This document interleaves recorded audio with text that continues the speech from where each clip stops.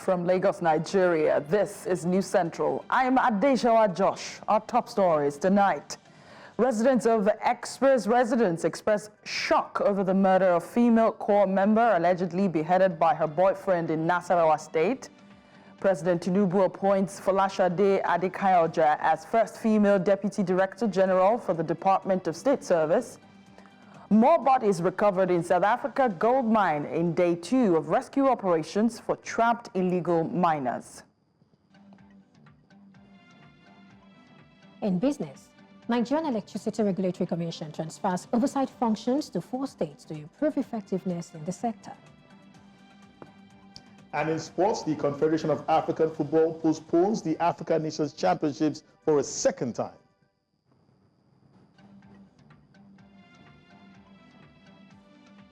Welcome, everyone. Tonight begins right now.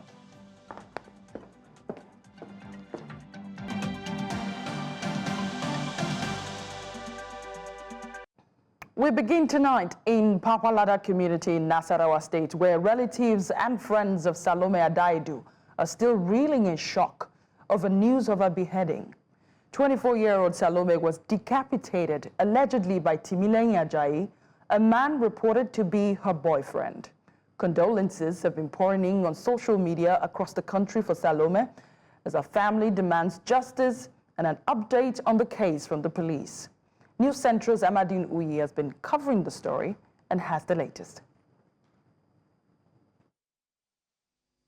24-year-old Salome Adaidu, a 7-youth corper with the National Youth Service Corps in Abuja, was hoping to finish her 1-year mandatory service in March. However, on Sunday, January the 15th, a severed head of Salome was found with TikToker Timi Ajayi. Her sister says the news of her death is still hard to believe. Someone called me on the road that my sister is in Uke. We're not like, okay, what is she doing there? Please, is there any information? Sir, please, can you give me any information about my sister? The man was like, no, he cannot give me any information about my sister. I have to come to the general hospital in Uke to come and meet my sister. I said, okay, I'm coming. When I got to Uke, I saw my sister dismembered on the floor. My sister, they told us to come and identify the body. We came, we saw my sister lying down on the floor, her hand, her legs, everything separated from her body. We now asked what happened. They now said a guy, her boyfriend, picked her up. Her boyfriend killed her in his house and was taking her head, only the head, to Zamfara State. News Central tried to locate the residence of the suspected ritual murderer to hear firsthand what happened and to get to speak to those who had met him one-on-one before the incident. Some say the episode remains a shock.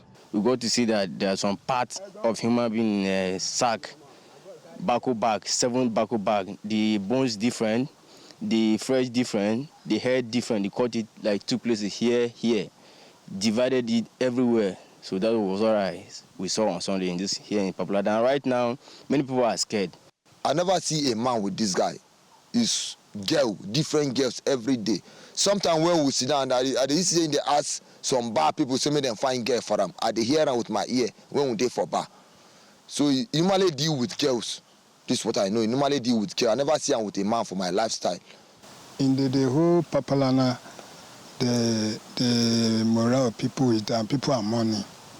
People are mourning in this community because it's just like even more than a dream. It's what people could not believe. The family of Salome, however, expressed displeasure at the way and manner the police have handled the case. We are not satisfied with what the Nigerian police are doing just yet. I am not satisfied. I don't think anybody here is satisfied. They've not asked the family to write statements. They've not told the family anything about the guy, what he does, where he picked her from. I think these are basic questions that need to be asked. All we just know is that we need to know information about my sister and we need justice. While the Zamfara State Police Command are yet to speak on the matter, the family of Salome are calling for justice for their daughter. In Abuja for News Central, I am Amadine Uyi. President Bola Tinubu has appointed Folashade Adekaiyaoja as the Deputy Director General of the Department of State Services, DSS. Sources say Folashade's nomination and approval is unprecedented in the history of the DSS and as part of the reforms being implemented at the Secret Service. The DSS is structured to have 3 Deputy Director Generals, and her appointment is reportedly seen as a significant boost to efficiency in the organization at a time when the government is looking for better ways to tackle the country's security challenges. I am now being joined from New York by Dennis Amakri, a retired Assistant Director of the Directorate of State Services, to help us make sense of this new appointment. Thank you so much for joining us tonight. How significant is this appointment? Thank you for having me. Well, it is significant in the sense that this is the first time we're having a Deputy Director General who is a female. But of course, it's not very, very strange because there are other directorates that we've had in the past that were headed by females. So in our service, we don't see people as male or female. Everybody is an officer and a gentleman. But I'm happy that this is coming up at this time. It's going to create more efficiency and more effectiveness. How will it create more efficiency in the DSS? Like you said earlier, there are 3 directorates where we should have Deputy Director Generals. And for this particular one, which is coming up now for the first time, the directorates are going to be admin, operations, and then of course maybe intelligence. And now I think Folashade is going to is going to be the Deputy Director General in charge of administration. And then of course that will give a lot of, should I say, giving the Director General himself many more space to do other things. Division of labor is now going to be created where the other directors or Director Generals are going to do their own and then, of course, support his main objectives. What sort of impact do you think the presidency hopes to achieve with Folashade's appointment? Well, again, I have to thank the National Security Advisor and the present DG who have seen it fit to make this appointment because we want to be very inclusive in this country. And if we are running a democracy and it is not inclusive by bringing everybody together, I think people will start to talk. And remember, Folashade is the Director General himself is from the south, and then of course Folashade is from the north, and this creates some kind of balancing, So I think it's a very good appointment because she is efficient enough. Well grounded in intelligence duties and responsibilities. So I think I'm very happy that she has been appointed. One of the responsibilities of the DSS is to detect and prevent crime through intelligence gathering and ultimately protect Nigerians. How would you score the agency at this time? Well, I think the agency had done very well recently because in past situations we've had the DSS sometimes getting involved in police duties. Police duty is law enforcement. But the one for the DSS is protection for national security. So that is their basic duties. I know that people, even politicians, try to drag them into that law enforcement kind of situation, but theirs is collection of intelligence, and then, of course, disseminating this intelligence to the rightful people that will use it for the security of the nation. So recently, I think they've been very, very effective in the sense that they've worked together with the military. They've, of course, penetrated a lot of these insurgent situations. And we believe that with the new gusto that the service is having, we should be able to see some results, especially when it comes to intelligence sharing among the services. Let me take you up on the intelligence gathering and sharing part of this conversation. Would you say the agency is equipped enough to perform that mandate? Yes, they've been equipped very, very much enough to satisfy that mandate. You know, one of the major equipment that they could have is the human intelligence aspect, which is the recruitment of agents and then, of course, the penetration of agents into different kinds of targets. And they've done that very well.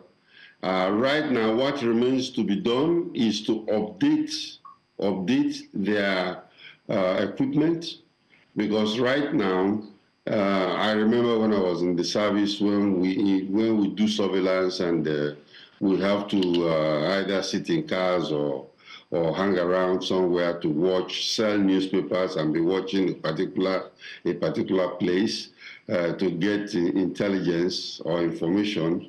But these days, you don't have to do that, because you know there are different kinds of technological advancement where we have listening posts or drones that can actually listen. You have different kinds of eye in the sky that can, of course, collect information, process them, and then, of course, report for quick response. So I think technology has come to stay, and I think the DSS should be investing. And I think I know that they are at this time investing a lot in technology. Thank you so much, Mr. Amakri, Dennis Amakri, retired Assistant Director of the DSS, for speaking to us tonight. Your valuable contribution is highly appreciated. Thank you for having me. We'll take a short break now. When we come back, we have a special report on the rising number of out-of-school children in Nigeria. Stay with us.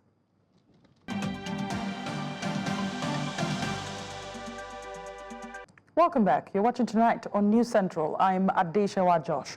The rate of children out of school continues to rise, and it's become concerning for stakeholders. This situation threatens the very foundation needed for these children, often touted as future leaders, to indeed grow. Plateau State's News Central's Chizoba Anyonwe has more on the story. So many pupils within the primary level of education resumed for the 2024-2025 academic session on Monday. Sadly, many of their peers did not, and these ones seem not to have hopes of ever attending a school to get educated. Statistics from the National Mass Education Program Initiative says, among the states in Nigeria, Kebbi has the highest rate of out-of-school children with 66.4%, while Anambra has the lowest, 2.9%, and Plateau in the North Central Zone has a 23.2% rate. With these statistics, Nigeria has the highest number of out-of-school children in the world, and this is against the backdrop of the facts that it has free and compulsory education policy for children in the country. What is the reason behind this high rate of out-of-school children, especially in Plateau State? particularly for us on the plateau. We have the issue of mining activities by learners who are supposed to be in school. We have the issue of insecurity that is being nipped in the bud. We have the issue of strike, persistent strike. We also have the issue of poverty that people hinge upon. Sometimes it's more of fiction than reality. In the face of poverty, insecurities, and other barriers that seem to be the major reasons behind these high rates, the question on the lips of many is, what is the way forward in Plateau State? Government is working on building centers for displaced persons to be able to, so as not to lose out completely. And then for the mining aspect, we are working on legislation so as to ensure that school-going age children are back to school. These are some areas in which we are working upon to ensure that the out-of-school syndrome is curtailed to the barest minimum on the plateau. Now, as plans of government are still being waited upon, stakeholders have been urged to wade into this fight against the alarming rate of out-of-school children in the state. In Jos, Plateau State, for News Central, Chizoba Aniowe. 5 communities comprising Kakindawa, Sekida, Tungar Ketar, Kambarawa and Gemawa, all in Zumi and Maradun local government areas of Zamfara State, say that they are still in shock over the Nigerian Air Force airstrike, which resulted in the deaths of some of their loved ones. Speaking to News Central television crew, parents of the deceased and injured vigilante members say that they want justice from the military. News Central's Emmanuel Bagudu reports. Another dangerous expedition by News Central television crew, and this time to unearth the events that transpired prior to an airstrike by the Nigerian Air Force, which left many dead. The journey was tension-filled from Gidangoga to Tungar Ketar and Kakindawa communities in Zurmi and Maradun local government areas of Zamfara State, areas notorious for bandit operations. All these are people's blood, covered. Here was all blood. Dead bodies were all here. Here's the place we gather the dead bodies. That is our mosque. We wash the blood from there to here. We cut down the leaves to cover the dead bodies.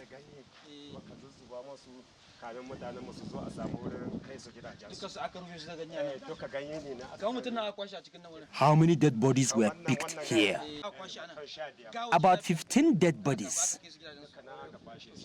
The casualties were notably from the state local security outfit known as the Askarawas and several members of the local vigilantes from Kakindawa, Sekida, Tungar Ketar, Kambarawa and Gemawa communities. These are those few that they were able to gather of the explosives that actually came out from the Air Force jet, that led to the death of the vigilante members. They are many, they are very dangerous and very sharp objects. Very sharp objects. And they feel that the Air Force need to come as they promised, come and do investigation. They feel that they should come and see this for themselves, and then take action. I told the vigilantes, run away. With your motorbikes, run please. I was just talking when the airplane hit us. The plane threw the bomb several times. The plane followed only the vigilante members. So when they all left to go and help, all of a sudden the airplane appeared patrolling, coming near them. And they thought the plane was going to help them, since they were vigilante members. The plane then released explosives which sound like a bomb on them. Parents and family called for justice, saying their loved ones did not receive befitting burial. Yes, my 2 children were killed. An airplane killed them. Immediately the bomb hit, they all died. My son only wanted to help with his motorbike, and he was killed. by the bomb. He was killed with his motorcycle. He is the only one taking care of me. He feeds me after his daily work. Now he is dead. The Nigerian Air Force says that a fact-finding team has been dispatched to visit the communities soon. In Zurumi, Zamfara State, for News Central, I am Emmanuel Bagudu. Nigeria's Minister of Agriculture and Food Security says the federal government's effort to ensure food security and transform farming has received a big boost. This is as tractors ordered late last year has already begun to arrive at the Lagos ports. The minister, while giving an update on efforts of the ministry in achieving President Bola Tinubu's vision for the renewed hope agenda in the agricultural sector, says that the tractors, about 2,000 in number, will help farmers produce more yield. The outlook for 2025 is, you recall Mr. President's address during the New Year, where we have started receiving some of the tractors that have been placed on order, that have been procured since October. We have started receiving the containers. They have started arriving Lagos port. The 2,000 tractors from Belarus have started arriving Nigeria. And very soon, as soon as we finish the delivery and assembling, we're going to launch the tractors for onward distribution to our respective farmers. The House of Representatives has called for the provision of scholarships and free medical services for the children and families of the nation's servicemen and women. The lawmakers say there is a need to honor the sacrifices of Nigeria's armed forces as they strive to protect the nation. News Central's correspondent Idong Joseph reports.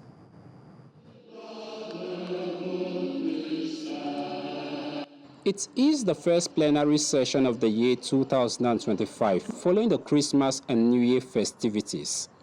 The session, chaired by the Deputy Speaker of the House of Representatives, began with announcements and the laying of petitions, then followed by a motion of urgent national importance, with a focus on honoring the sacrifices of the nation's servicemen and women. The House is aware that the armed forces of Nigeria, comprising the Nigerian Army, Nigerian Navy, Nigerian Air Force, have demonstrated unparalleled dedication, bravery, and professionalism in combating various forms of insecurity across the country. Lawmakers urged the federal government to maintain its support for the armed forces through increased funding and budgetary provisions. As strategic as the armed forces of the Federal Republic of Nigeria is, for us, the related committee chairman, to have some to develop further capacity in subjecting the armed forces to account for taxpayers' money. They also called for special recognition to deserving servicemen and women, priority consideration given to their families. When I was in the service in US, if you receive a certificate, a well-done certificate, congratulations or thank you from the, let's say from the National Assembly, and we are giving to them the best officer of the year in the Army, in the Navy, in the Air Force, the best junior officer of the year in the Navy, in the Air Force, in the Army. Sometimes they hold it up to the standard. And I speak from the point of increasing the welfare of Nigerian armed forces to include aftercare and welfare of the people they've left behind. We have debated enough on this, so I'll just put a question. Those in support of the motion moved by Honorable Babajimi Benson say aye. Those against say nay. The ayes have it. I think we should do more for the armed forces. In addition to honoring both living and deceased members of the armed forces, lawmakers emphasized the importance of recognizing the sacrifices made by members of the nation's military. In Abuja for News Central, I am Idong Joseph. A ceasefire deal between Israel and Hamas is on the brink of agreement. We have that story after the break. Stay with us.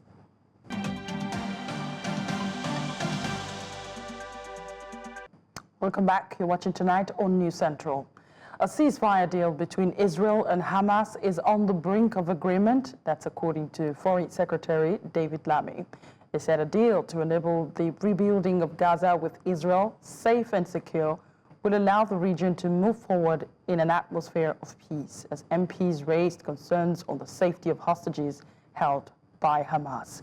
The United States, Egypt, and Qatar have spent the past year trying to mediate an end to the 15-month war in the region and secure the release of dozens of hostages captured in Hamas's attack on October 7th, 2023. Qatar, a key mediator in the talks, said Israel and Hamas are at the closest point yet to an agreement. Lammy said a deal to enable the rebuilding of Gaza with Israel safe and secure will allow the region to move forward in an atmosphere of peace. بعديها أحدن أمي وأبوي أنا نفسي مشتاقة لهم من زمان يعني إلي سنة وإشي ما شفتش أهلي بالمرة واستشهدوا عنا يعني مرت أخوي ابن أخويا وولاد أختي كلهم زين خواتي فوق الهدم بدنا نعيش حتى لو إيش مكان خيمة وبنعيش يعني زي ما عشنا هان بنعيش هناك عادي يعني بس إن شاء الله ربنا ييسرها وتصير الهدنة. بنعمر يعني بدنا نلاقي البيت مهدوم بدنا نشتغل على تعميره بدنا نجدد على تعمير كمان مرة وتنتين وثلاثة وأربعة لحد ما نقف على رجلنا. إيش بدنا نسوي؟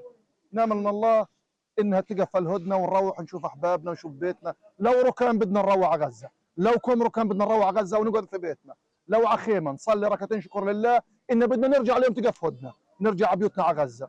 والله في الشعور بوصف إيش بتوقع أو إيش حيصير لما نروح، فيش كلام يعني. إحنا بنأمل من الله إنه تخلص بعد هيك كل شيء مقدور عليه، لا أكثر ولا أقل. نروح نشوف دورنا، لو على ردم الدور نقعد، هذا بكون أفضل إنجاز لكل غزة. South Korean authorities investigating President Yoon Suk-yeol have arrived at his official residence. This is in a renewed effort to detain the embattled leader for questioning over his short-lived declaration of martial law last month. Vehicles from the Corruption Investigation Office, which is collaborating with the police and the Ministry of Defense to investigate Yoon, were seen entering the premises. Members of the police appeared to form part of the arrest team. And it's been a disturbing situation in South Africa where more bodies have been recovered in the country's gold mine after 2 days of rescue operations for trapped miners. This brings to more than 50 the figure of miners who have been extracted alive, with at least 15 dead. Meanwhile, the South Africa's Police Minister, Senzo Mchunu, and Mineral Resources and Energy Minister, Gwede Mantashe, visited the Stilfontein mine in the northwest, with their visit coinciding with the third and final phase of a large-scale operation to dismantle the illicit mining network.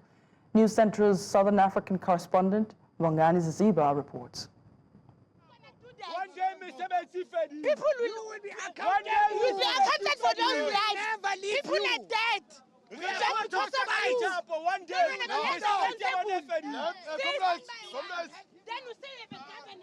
These community members say they have had enough. They're demanding answers. They have demanded action for too long. This confrontation with the minister, they are saying it's little too late. These ministers are here at the scene of their crime. Hundreds of miners have died underground in what can only be a bloody culmination of their treacherous policies, as well as the cruel logic of the police operation that was planned and executed with approval at the highest echelon of the state, including the cabinet.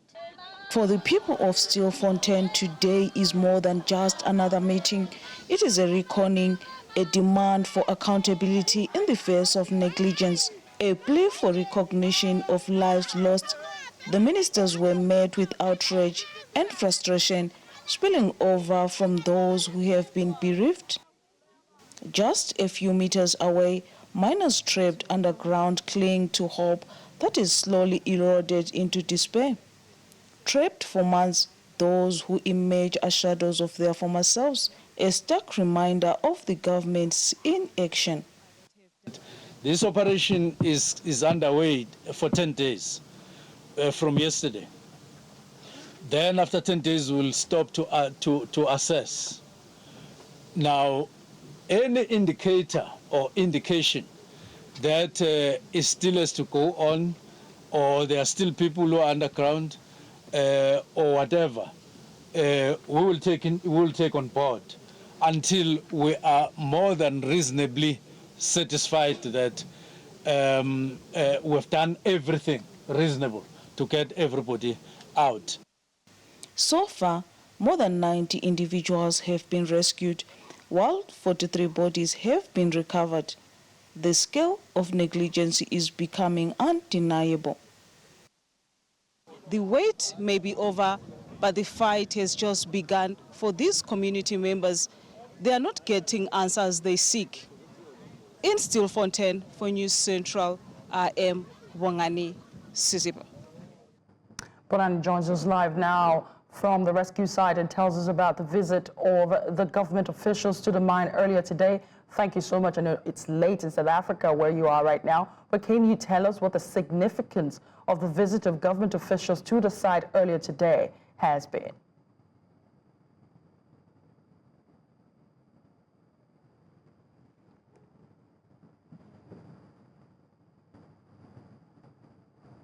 Good evening, Adesha. Like you have rightfully said, the community members also were asking the significance of this visit by two ministers.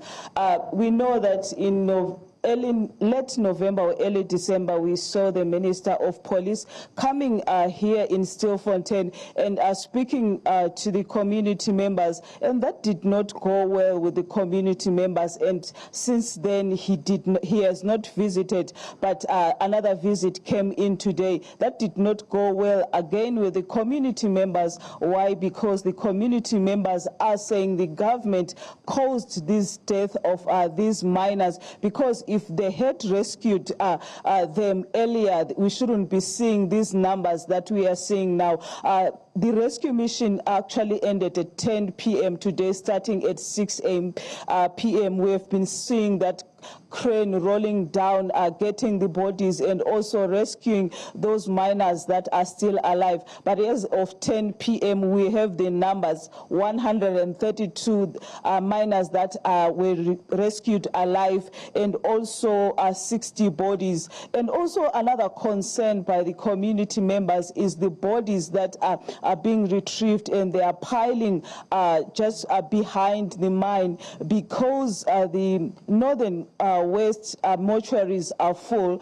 So now they don't have anywhere to put those bodies. So we heard that the authorities are trying to liaise with the Gauteng mortuaries so that they can come and pick those bodies. So behind the mine, these bodies that have been retrieved are still there, because the mortuaries here are full. But also talking about the community members, you saw that confrontation between the community members and the minister. And the minister is not accounting to this death of these miners, but also the community, they want someone to account for this. So it has been a confrontation that the minister couldn't even address the community members. So this is the update now that we have here at Stilfontein. Ongani, how many survivors do we know are still down there?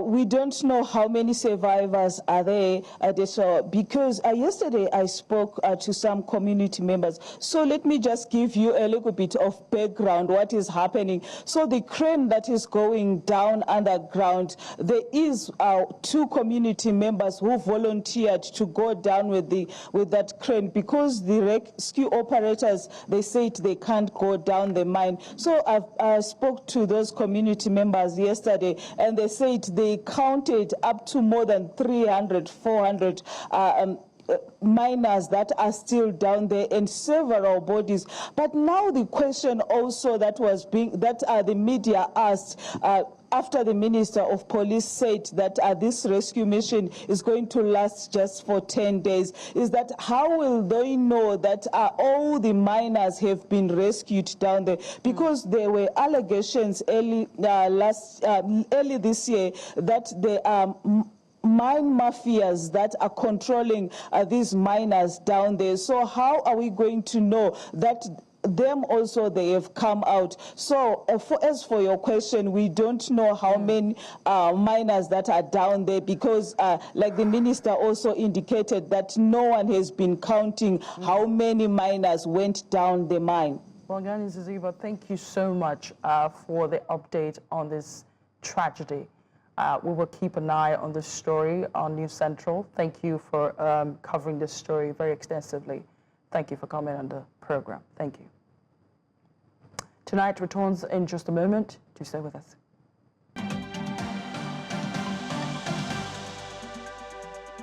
We're now joined Perpetual for business news. Enugu, Ekiti, Ondo, and Imo State now have full control over their electricity generation and distribution. Tell us more about that. Well, that's quite interesting. So what we see is a situation where we're beginning to implement the Electricity Act of 2023, where states will then take control of transmission, distribution, and of course, generation. That's interesting. And what that is going to do is to reduce the pressure on the national grid. So you can have regional grids, you can have mini grids in different parts of different states. Even the unreached places, you also have grids over there, reducing the pressure and reducing the collapse of grids that we always see around. Though there is another challenge right there, but of course, we get to that after this time out.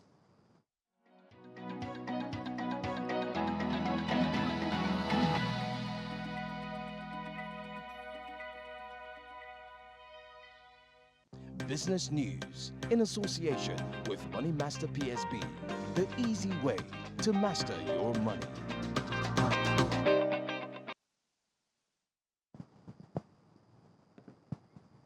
The Nigerian Electricity Regulatory Commission has completed the transfer of regulatory oversight to Enugu, Ekiti, Ondo, and Imo states, granting them full control over their electricity markets. This move follows the 2023 Electricity Act, which restructured the Nigerian electricity supply industry. NERC has also begun transitioning oversight to 6 other states: Oyo, Edo, Kogi, Lagos, Ogun, and Niger, with completion expected in 2025. The changes have adjusted pre-existing structures in Enugu, Benin, and Ibadan discos. These developments mark a shift toward localized electricity regulation, enhancing state-level governance and responsiveness to regional energy needs. And moving on, the Democratic Republic of Congo, the world's leading cobalt producer, is reaching out to Saudi Arabia for mining investments to reduce its dependence on Chinese companies. Marceline Paluku, Deputy Cabinet Director at the Ministry of Mines, emphasized the need for diversification, noting that 80% of DRC's mining partnerships are with Chinese firms, posing economic risks. Chinese companies, including CMOC Group, dominate cobalt and copper production in the region. In addition to Saudi Arabia, the DRC is engaging with potential investors from the European Union and India to establish balanced joint ventures. And finally, Uganda plans to store some of its gold reserves locally. Speaking in Parliament, State Minister for Foreign Affairs, Harry Okello Oyem, stated that the move aims to safeguard the nation from potential U.S. sanctions that could freeze its foreign reserves. Bank of Uganda has begun purchasing gold from local miners to build reserves, reduce international financial risks, and support socioeconomic transformation. This strategy, part of a broader initiative to diversify foreign reserves, includes strict procurement guidelines to ensure integrity and promote artisanal mining livelihoods. And that, of course, is a package on business on Tonight Today. I am Perpetual Business. The news continues.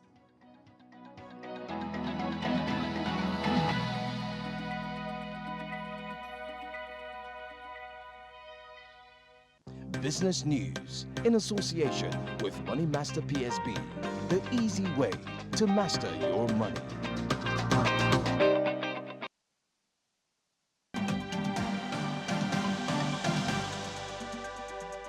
Tunde from our sports desk joins us now with the latest sports stories. CAF has postponed the African Nations Championship scheduled for February to August. Why, Tunde? Pretty simple. The host countries are not ready, which means that CAF is clogging up its calendar because there are multiple competitions this year alone. All this and much more after the break.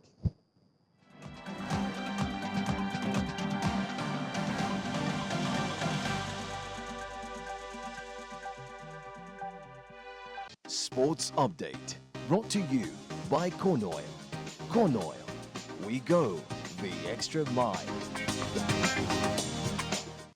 Hello and welcome to Sports News. Nigeria's female under-19 cricket team, known as the Junior Female Yellow Greens, will play their second and final warm-up game against Scotland on Wednesday in Malaysia, ahead of their opening game against Samoa at the 2025 ICC Women's Under-19 World Cup on Saturday.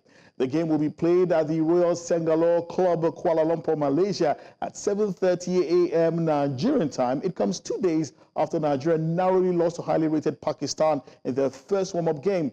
Nigeria will hope to build on their performance from the last game, which saw Victory Igbinedion deliver an excellent 46 runs from 57 balls as the Nigerians finished on 94 runs for 6 in pursuit of 105 runs. Wednesday's opponents, Scotland, are ranked 11th in the world, 14 places above Nigeria, and Nigeria will face Samoa in their first game on Saturday, January 18, before filing out against New Zealand on Monday, January the 20th, and South Africa in their last group game 2 days later.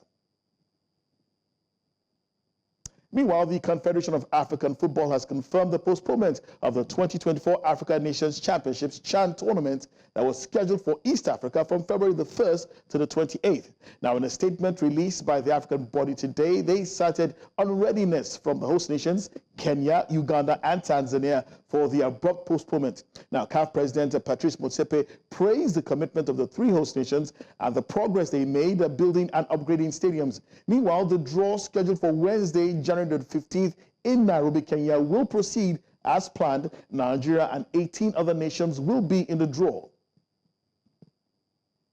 To tennis now, 18-year-old Brazilian João Fonseca had a Grand Slam debut to remember as he knocked out 9th seed Andrei Rublev on the first round of the Australian Open. Fonseca thrilled the crowd as he caused the biggest upset of the tournament so far with a 7-6, 6-3, 7-6 victory against Rublev. Fonseca was playing in his first main draw match at the major, having come through 3 rounds of qualifying without dropping a set. In Melbourne last week, and he's just the second teenager since 1973 to beat a top 10 opponent at their maiden Grand Slam, after Mario Ancic defeated Roger Federer at Wimbledon in 2002. Fonseca will now meet Italy's Lorenzo Sonego, who's ranked 57 places higher in the second round on Thursday. And finally, Arsenal forward Gabriel Jesus will have an operation on his left knee after sustaining an anterior cruciate ligament injury. The 27-year-old Brazilian was taken off on a stretcher during Sunday's FA Cup third-round defeat by Manchester United at the Emirates Stadium.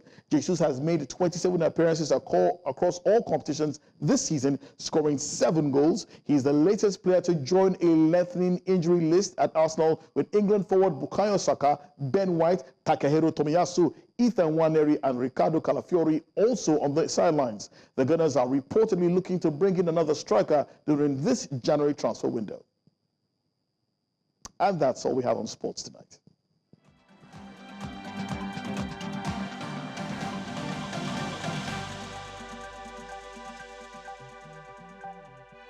Sports Update, brought to you by Corn Oil.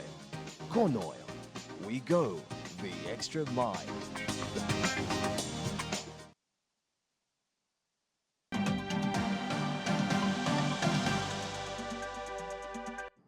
Welcome back. Sam joins me now with the latest entertainment stories tonight. Sam, what do we have?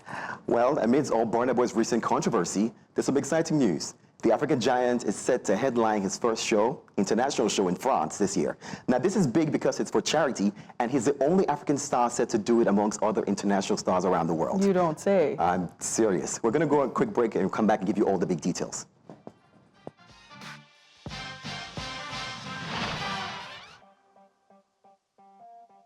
Entertainment news in association with Glow Unlimited.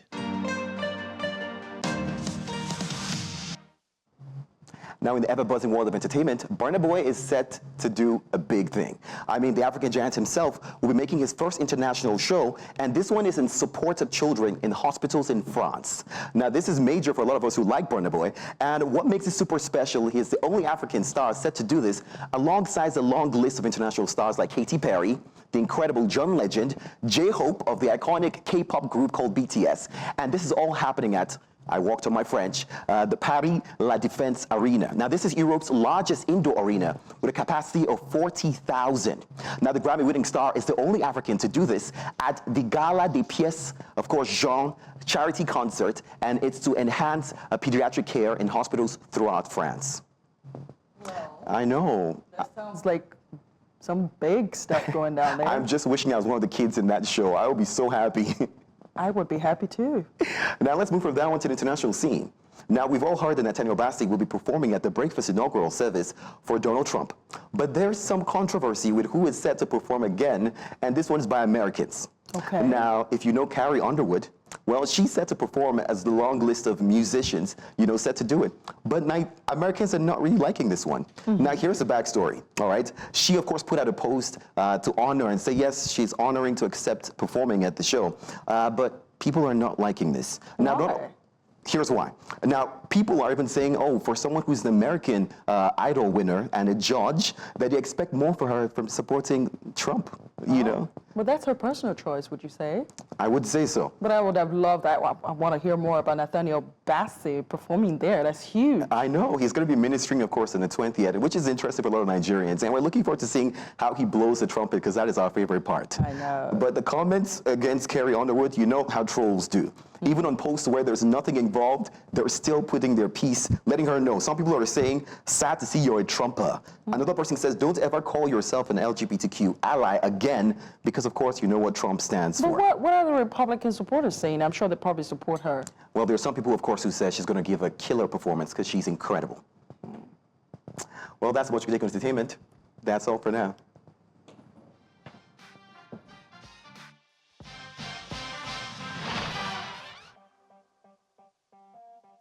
Entertainment news in association with Glow Unlimited.